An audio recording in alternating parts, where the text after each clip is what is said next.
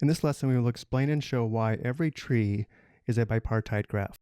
And we'll like to take a look at two possible algorithms to show any tree is bipartite. To show that a graph is bipartite, we must divide the vertices into sets A and B so that no two vertices in the same set are adjacent. Here's the first algorithm we can use to show any tree is bipartite. Number one, we designate any vertex as the root and put this vertex in set A. Looking at the tree on the right, we will designate vertex A as the root. Vertex A goes in set A. Let's go ahead and cross out the vertices as we place them in the two sets. Step 2, now put all the children of the root in set B. None of these children are adjacent, they are siblings, so we are good so far. B and C are children of A. B and C go in set B. And we have an edge connecting A and B, an edge connecting A and C. Now put into set A every child of every vertex in B. So looking at vertex B, vertices D and E are children of B. Since B is in set B, D and E go in set A.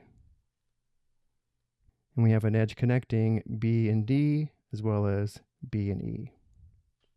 And now we go back over to vertex C. F and G are children of C. Because C is in set B, we place F and G in set A.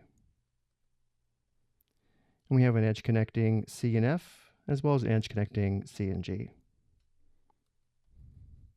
For step 4, we keep going until all vertices have been assigned one of the sets alternating between A and B every generation. So now let's go back over to vertex D, which is in set A. H and I are children of D.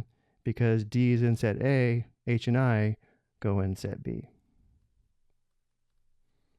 And we have an edge connecting D and H, as well as D and I.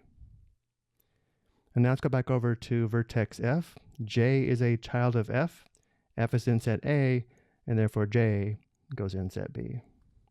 And we have an edge connecting F and J. And finally, K is a child of G. G is in set A, and therefore K goes in set B. And we have an edge connecting G and K. This shows the given tree is a bipartite graph. The key to how we partitioned the tree in the example was to know which vertex to assign to a set next. We chose to visit all vertices in the same generation before any vertices of the next generation.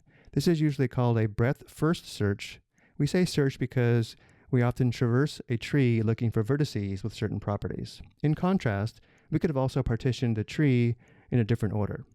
Let's take a look at the second method for showing a given tree is bipartite. Step 1, start with the root and put it in set A. So again, we have vertex A as the root, we place A in set A. Then look for one child of the root to put in B. Let's go with the vertex B as one of the children of vertex A. We place vertex B in set B. Step 3, then find a child of that vertex, put into A, and then find its child, put into B, and so on. When we get to a vertex with no children, we retreat to its parent and see if the parent has any other children. So again, using this method, once we're at vertex B, we find one of the children of B. Let's go with vertex D and place D in set A. And of course, we have an edge connecting A and B, as well as an edge connecting B and D. And now we find a child of D. Let's go with H. H is the child of D. Because D is in set A, we place H in set B. We have an edge connecting D and H. From here, H doesn't have any children, and therefore we backtrack. We go back to vertex D. Notice D has another child. I is a child of D. Because D is in set A, we place I in set B. And we have an edge connecting D and I has no children, we backtrack. D has no other children, we backtrack to vertex B. Notice from here, E is a child of B we haven't accounted for yet. B is in set B, and therefore we place vertex E in set A. We have an edge connecting B and E. We backtrack. B has no other children. We backtrack to A.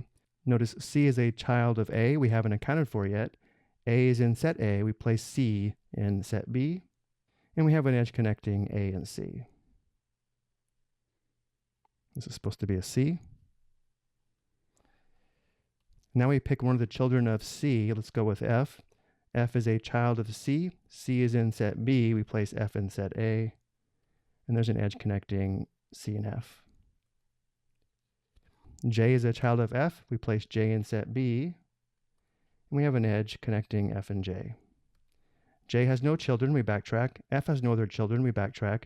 C has the child of G. We haven't accounted for yet. C is in set B, and therefore G is assigned to set A. And we have an edge connecting C and G. K is a child of G. K goes in set B. We have an edge connecting G and K. Notice using this method, we travel as far from the root as fast as possible, then backtrack until we can move forward again. This is called the depth first search, just another way to show a given tree is bipartite.